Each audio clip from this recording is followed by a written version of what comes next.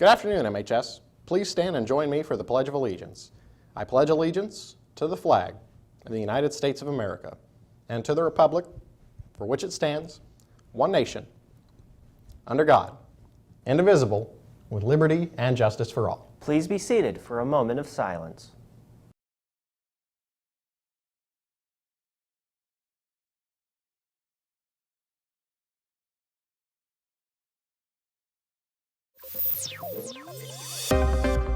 Coming up on this edition of MHS Rewind, we'll take a look at one MHS student who's turned her passion for baking into a business. We'll check in with a couple of the new teachers to see how they ended up at MHS, and we'll head to a dance line practice to see how they get ready for their new routine. And in sports, we'll have highlights from the football team's win at Whiteland, the county cross-country meet, and the girls and boys soccer matches at Monrovia. Good afternoon, MHS. I'm Blaine Maxwell. And I'm Elias Elsner. All these stories and more are coming up next on MHS Rewind.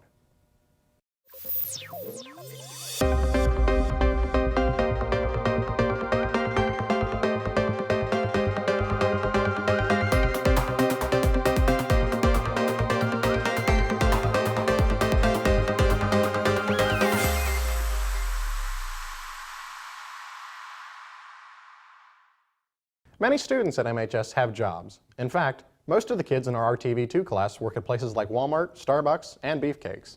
But as Silas McFarland tells us, one MHS student has taken it to another level by starting her own business, making Martinsville and the surrounding communities a little sweeter, one cake at a time. Allie Burnett is not your typical 15-year-old. On Mondays, Wednesdays, Fridays, and some Saturdays, you will find her in the kitchen at Brick House on Main.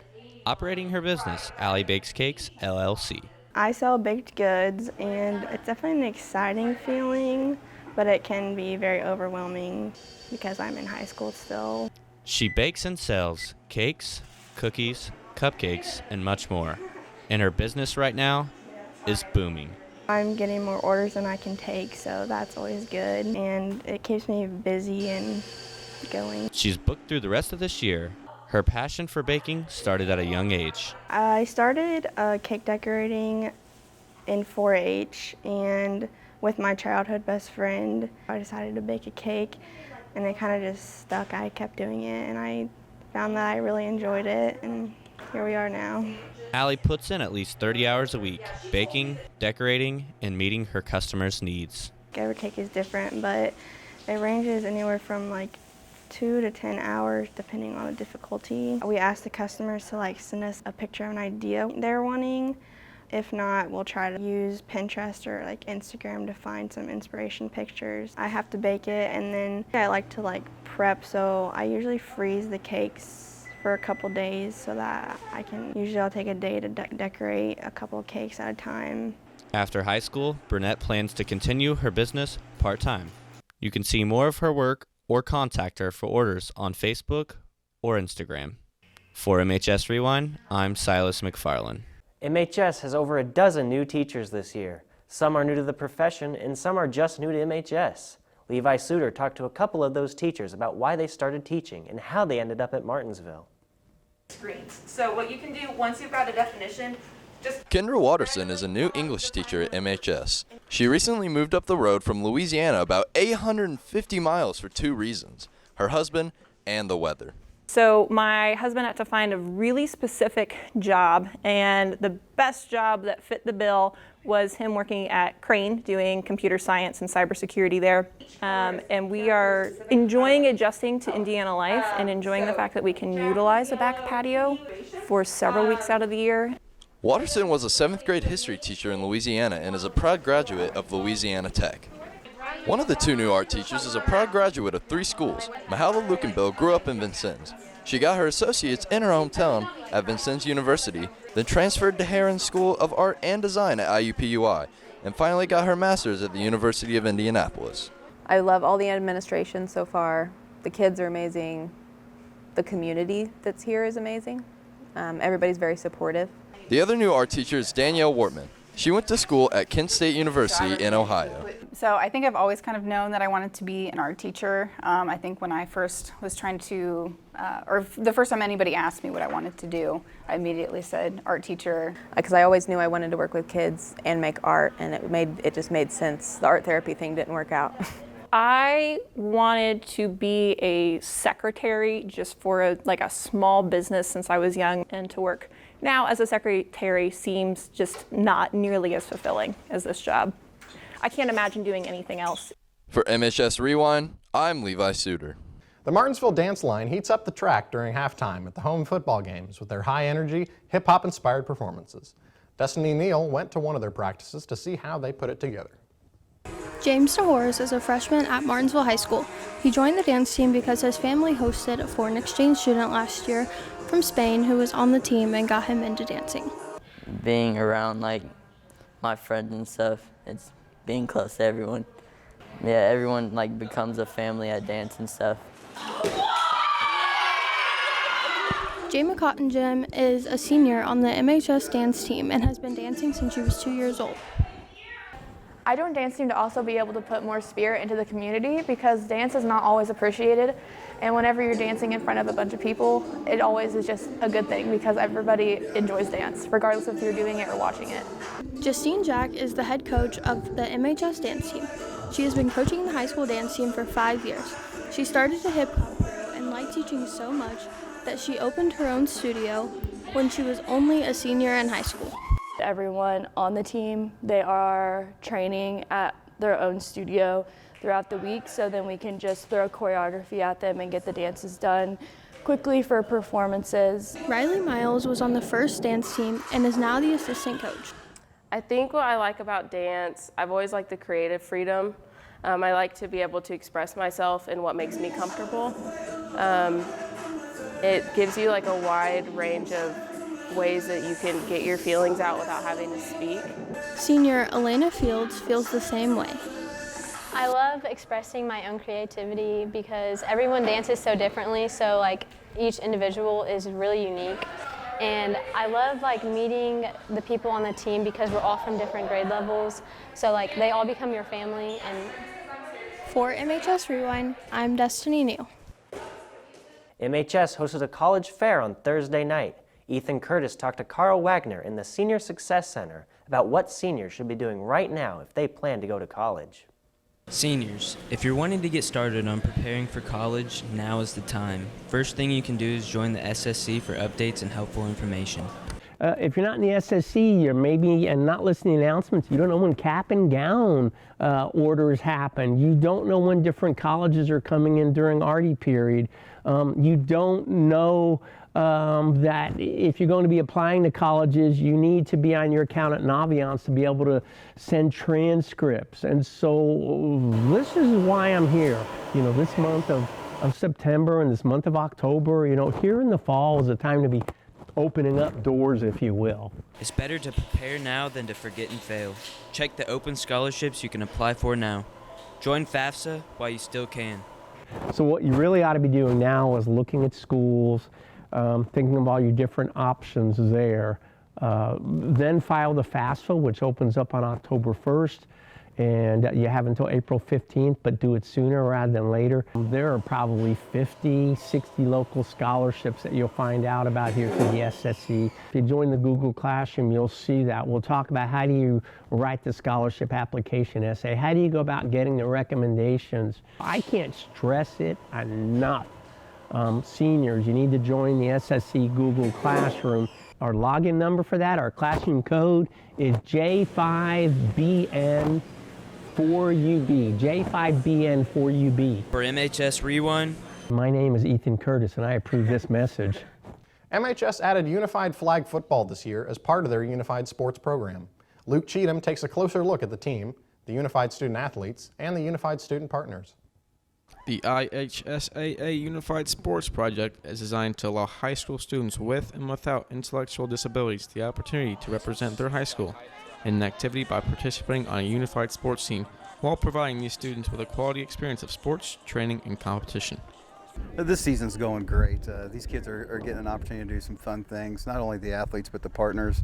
It's been a big step for our school, for our athletic program, to have this program going.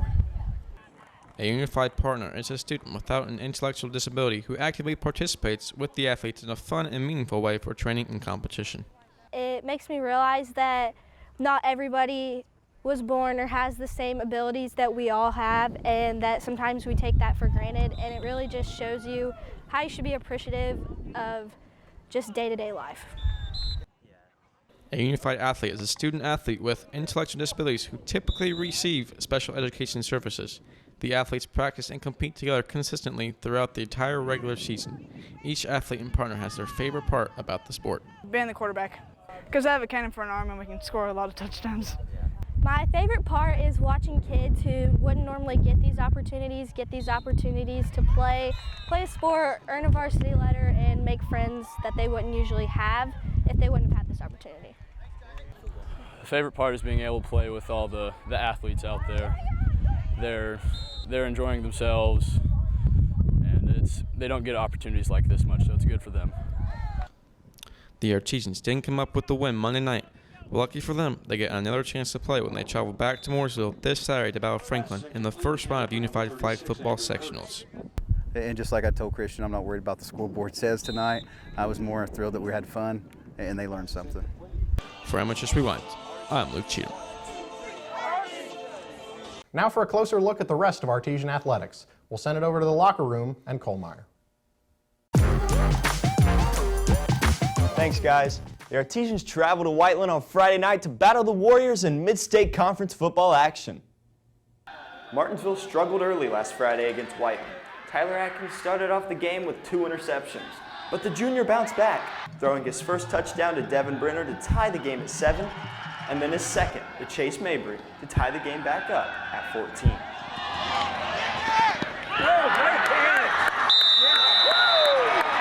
It's great when you have your team around you, everybody not looking down, everybody's still sticking with you, so it definitely feels great when you come out and do that and they're still sticking with you. So I mean, at that point you just got to come back and you're going to ball out. After the 2 Adkins touchdowns, the Artesians pounded it on the ground, running the ball 37 times. Seniors Riddick Bolton and Weston Pemberton rushed for 134 yards in place of injured running back Austin Fry. Bolton powered through the Whiteland defense for the Artesians' lone rushing touchdown. Me and Riddick were a little tired, but we were rotating a lot, but it was fun. I mean, we both love it. We both can ball, so I mean, it's a lot of fun. Bolton and Pemberton were a little tired because they helped the Artesians defense come up with some big stops in the game, holding the Warriors to only 7 second-half points. I thought our D-line was really, really good. We had a big play on the punt where they tried to fake it and we stuffed it. There's just a ton of them. It really is a game of big plays, so we had a ton of big plays. Our defense had some key stops to get the offensive ball back to help put up more points, and the offense did a great job of executing. Adkins sealed the deal with a touchdown pass to Mabry in the 4th to give the Artesians the 30-21 victory over Whiteland. We were outstanding tonight in all phases of the game. I thought we brought it in every aspect of the game. We had some mistakes early and we handled adversity. I'm so proud of these guys. I thought we played our butts off tonight.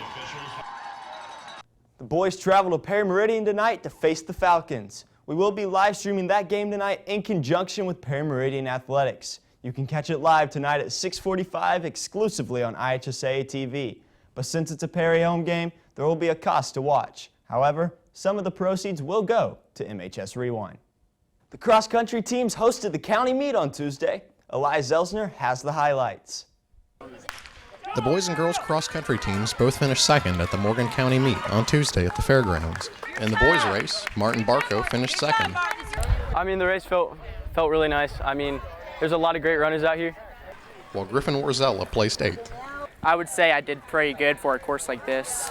I did the best I could today. In the girls' race, Nevada Plummer placed 3rd. It felt really good. Like, it was such a flat course. It was like the best course. And Alina Warzella finished 4th. The easiest part, I think, was probably the straightaways and stuff, and then parts of the concrete where you could pick it up a little bit. Really proud of how they ran today. I like that they went after it. I couldn't have asked for anything else. I loved that we had so many fans here to cheer and come out and support them. We had a lot of teachers, a lot of classmates, and other teammates from other sports come out and cheer, which was wonderful. Wonderful also because this was the first time the MHS cross-country team has hosted a home meet in years. And they ran it on a new course designed by the boys' coach, Jared Chrismore. Yeah, I came over and kind of rode the mountain bike on a little bit, as funny as that sounds, with the GPS going, and kind of looked at this, looked at that, and then talked to Mr. Staggs, and we kind of brainstormed a little bit, decided to kind of make some turns here, turns there, and and got the course put together. So I just told the girls, I said, this is our home course. Let's just go out and do the best you can. It's a nice flat course. So I was hoping a lot of them would get PRs on it. And they did, which was exciting. The girls and boys will be hoping to set more personal records at the Nike Twilight Meet in Terre Haute on Saturday night. For MHS Rewind, I'm Elias Elsman. The boys tennis team hosted Indian Creek on Monday for senior night. Before the matchup, the Artesians honored their two seniors, Aiden Bunnell and Aiden O'Connor. And since it was senior night, O'Connor played #1 singles and nearly pulled off the upset. He lost the first set, came back to win the second set 7-6, but fell in a close third set tiebreak 10-8. Nate Vway dominated his #2 singles match. The junior normally plays #1 singles and won the first set 6-3 and shut out his opponent in the second set 6-0. The boys and girls soccer teams traveled to Monrovia on Wednesday for a doubleheader against the Bulldogs. Braxton Dilley has the report on the girls' match, and Annie Beers has the highlights of the boys. The girls' soccer team took care of Monrovia Wednesday, winning big over the Bulldogs, 7-0. I think we played pretty well. We worked together a lot, and we were communicating a lot more than usual. Played better before and worse before, but I think we played pretty decent by staying focused and keeping up with their aggressiveness. Addie Berry led the Artesians with 3 goals. Senior leader and team captain Sophia DeMoss scored one of the final goals for the Artesians. I usually play on the back line, and I just really wanted to get a goal this season because I've never gotten a high school goal. So Jason put me in as offensive mid, and then Charlotte passed me up the ball, and I took a touch and then passed it to the back post, and then it went right over the goal, like the goalie's head. Although the Artesians came away with the big win, they are still keeping their eyes on the prize and focusing on their main goal. Our top goal is to make it past the first round of sectionals. The Artesians battle Bloomington North in the first round of sectionals next Tuesday at Bloomington North at 6 o'clock. For MHS Rewind, I'm Braxton Dilley. The MHS boys soccer team wrapped up their regular season with a win against Monrovia, 4-1. I think we played pretty well. There was a one unfortunate goal. It was just perfectly placed, and there was not much Jack could do about it. I think our offense played really well. We passed the ball really well. We did transition. We switched the ball, crossed it, made a bunch of goals, and that's how soccer's played. Junior Ethan Hainline led the team with 2 goals. First half, we came out a little flat-footed, and I think we were kind of overlooking the team. I always tell them you prepare whether you're playing the #1 team in the state or the worst team in the state. And I think they jumped on us a little bit, and then we responded well in the second half and played a lot better. With the last regular season game in the books, the boys are looking forward to their sectional match next week. The boys drew Terre Haute North for their sectional game. I think we got a pretty decent draw. I mean, it could have been better, but I mean, we're stuck with what we got, and we have a chance. I think that's a really good draw. That the team we really wanted to avoid was Bloomington South, and we did. Looking at Terre Haute North's results, it's a very, very winnable game. If we come out like we played in the second half tonight, we'll be fine. Effort, attitude, enthusiasm. So those 3 things are at a high level for the next 5 days, and we'll be ready to go on Monday. The boys' sectional match will take place on October 4th at Terre Haute North High School. The game will start at 6 p.m. For MHS Rewind, I'm Annie Beers. The volleyball team clinched at least a share of the Mid-State Conference title on Tuesday night, and as Dylan Roden tells us, they are ready to defend their sectional title. The Artesians have really stood out this year. They're 22-5 heading into the last week of the season.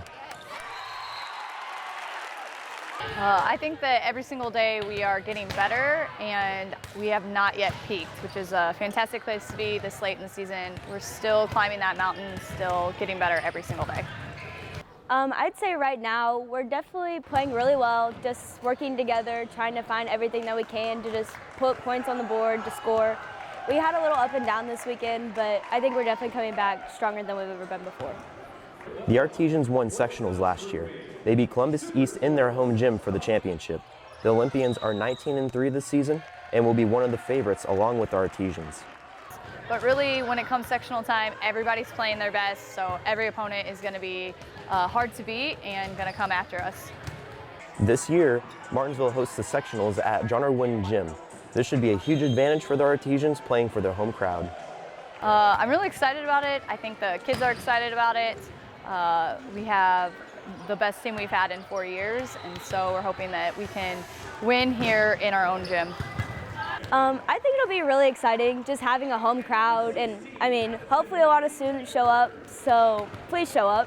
It'll be exciting just having our home crowd, being in our home gym, just feeling really comfortable going into it. The Artesians still have work to get done before sectionals arrive during fall break.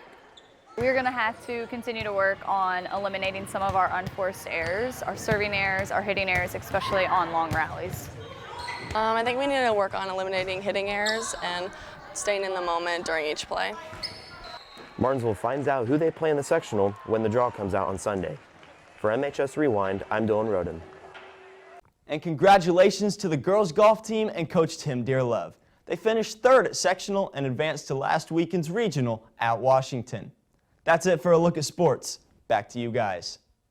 Thanks, Cole. And finally tonight, the RTV2 students have been quite busy producing content this first trimester. In addition to the daily announcements, live streams, and these newscasts, we've also been shooting a couple of short films. Here's a look behind the scenes at both of those productions, starting with Guys Night. Spanish? I thought it was German. We got 4 guys, having a nice party celebrating one of their birthdays, having a good time that night, and then boom, they wake up the next morning all sprawled out, and then they wake up, no Doug. They don't know where Doug is.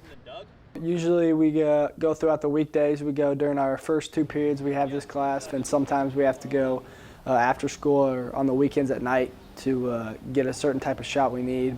Pretty positive it'll get some laughs out of people. I mean, I like whenever they come out and people see them, and I get a lot of positive feedback from them. I like whenever I'm walking through the halls, everyone's like, hey Doug, or whenever my name was in the short film.